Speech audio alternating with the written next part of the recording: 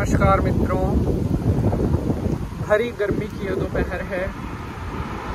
अभी अपने पूजा पाठ से वापस लौट रहे थे तो रास्ते में रुककर थोड़ा पेड़ की छाया में खड़े होकर के विश्राम करने का मन बनाया, क्योंकि धूप बहुत ज़्यादा है और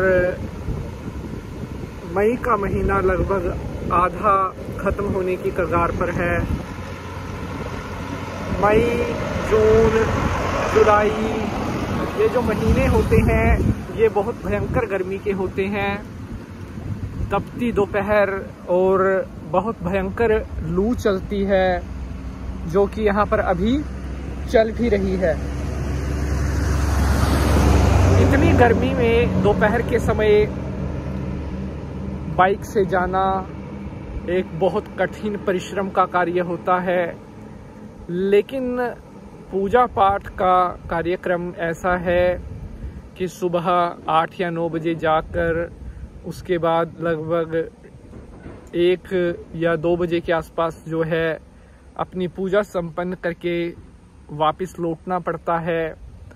तो इस समय तो बहुत प्रचंड गर्मी पड़ रही है और कई बार तो 20 से 25 किलोमीटर का सफ़र भी लगभग 1 से 2 घंटे तक पूर्ण होता है और उसमें भी काफ़ी टाइम लग जाता है। और इसी तरह से थोड़ा विश्राम ले करके और फिर इस सफ़र को जो है पूरा करना पड़ता है। तो हवा भी चल रही है, लेकिन अभी अगर पेड़ के नीचे खड़े हैं तो ये हवा थोड़ी ठंडी लग रही है। और अगर यही अब हम थोड़ा धूप में निकलेंगे तो यही जो धूप है लू में बदल जाएगी। बहुत भयंकर गर्मी पड़ रही है। यहाँ पर मैं आपको दिखाऊं, ये मेरे पीछे आप खेत देख सकते हैं। दूर दूर तक अभी आपको कोई भी व्यक्ति नज़र नहीं आ रहा होगा, केवल ये गर्मी का जो मौसम चल रहा है उसी की वजह से। और वैसे भी अगर हम बात करें, गेहूं की कटाई लगभग ख़त्म हो चुकी है और फसलों का कार्य भी लगभग सभी का पूर्ण हो चुका है। इसी वजह से सड़क पर भी आप देखेंगे तो दूर दूर तक कोई भी वाहन आपको नज़र नहीं आ रहा होगा। सिर्फ और सिर्फ ये जो है अभी जो दोपहर में सबसे ज़्यादा गर्मी का टाइम होता है 12 बजे से लगभग 3:30-4 बजे तक जो है बहुत भयंकर अटूट वाली गर्मी पड़ती है। मैं भी अभी मतलब अपने कार्य से वापस लौट रहा था तो यहाँ पर आप देखेंगे कि ये सफ़ेदे का पेड़ है, इसके नीचे थोड़ी छाया का मैं सहारा लेकर के रुका हुआ था। पानी की बोतल मेरे पास यहाँ पर है, पानी भी इसमें से पिया है, क्योंकि गर्मी की वजह से शरीर में ड्राइनेस बहुत ज़्यादा आ जाती है और बार बार गला सूखता है और बहुत ज़्यादा प्यास लगती है। यहाँ पे विश्राम करके फिर थोड़ा अपने सफ़र को जो है स्टार्ट करेंगे। बहुत सारे मित्रों के, बहुत सारे हमारे भक्तों के कमेंट आ रहे थे, गुरुजी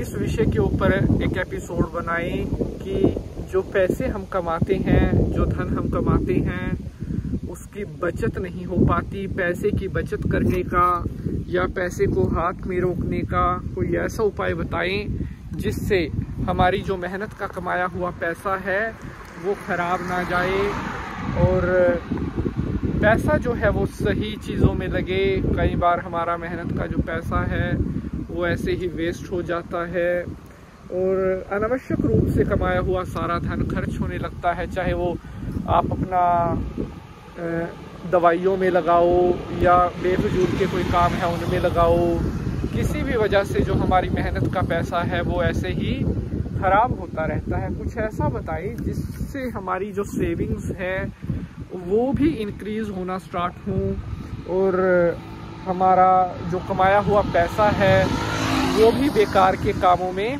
ना लगे। तो एक्चुअली अभी तो पूजा पाठ की वजह से जो थोड़ा टाइम है वो भी कम मिल पा रहा है, जिसकी वजह से रेगुलर जो हम आपके लिए एपिसोड लेकर आते हैं वो भी हम रेगुलर बेस पे नहीं लेकर आ पा रहे हैं। थोड़ा काम से जैसे हम फ्री होते हैं तो कोशिश करते हैं कि ज़्यादा से ज़्यादा और जल्दी से जल्दी जो प्रश्न या जो भी आपके कंसर्न होते हैं हम उनको लेकर आ सकें। आपके जो प्रश्न हैं उनके भी उत्तर हम दे सकें। आपके प्रश्नों का उत्तर देने पर ही हमें असली खुशी होती है, क्योंकि आप लोगों का इतना विश्वास है, इतना सपोर्ट है, तभी हम इस प्रकार से आगे बढ़ पाते हैं। तो दिखाया मैंने आपको गर्मी का हाल कि किस तरह से भयंकर गर्मी पड़ रही है। और इस गर्मी में तो 2-3 काम हैं जो मेन आपको करने चाहिए, सभी को करने चाहिए। ज़्यादा से ज़्यादा पानी पीना चाहिए जिससे ड्राइनेस ना हो और डिहाइड्रेशन हो जाता है गर्मी की वजह से। इसलिए जो इस टाइम में अन्न कम खाना चाहिए और लिक्विड ज़्यादा लेना चाहिए, जैसे पानी हो गया या नारियल पानी ले सकते हैं, जूस ले सकते हैं। लिक्विड में जितना आप ज़्यादा लोगे उतनी शरीर की जो पावर है वो ज़्यादा स्ट्रॉन्ग रहती है और ऑब्जर्व आपका जो शरीर का सिस्टम है वो भी अच्छे से काम करता है। खाने की बजाय जो गर्मियां हैं, खास करके मई जून जुलाई के जो 3 महीने होते हैं, इनमें आपको ज़्यादा से ज़्यादा लिक्विड लेना चाहिए। तो आई होप आप सभी ठीक रहें, मुस्कुराते रहें और नेक्स्ट एपिसोड में जल्द ही मिलते हैं आपके किसी नए सवाल जवाब के साथ। मैं पंडित नितिन शास्त्री, कोशिश करते हैं आपके लिए हम अच्छी से अच्छी जानकारी लेकर आते रहें। तो अभी के लिए फ़िलहाल इतना ही, नेक्स्ट मिलते हैं किसी नए इंटरेस्टिंग विषय के साथ। तब तक के लिए हंसते रहें, मुस्कुराते रहें और माता रानी का आशीर्वाद आपके ऊपर बना रहे। जय माता की। नमः शिवाय।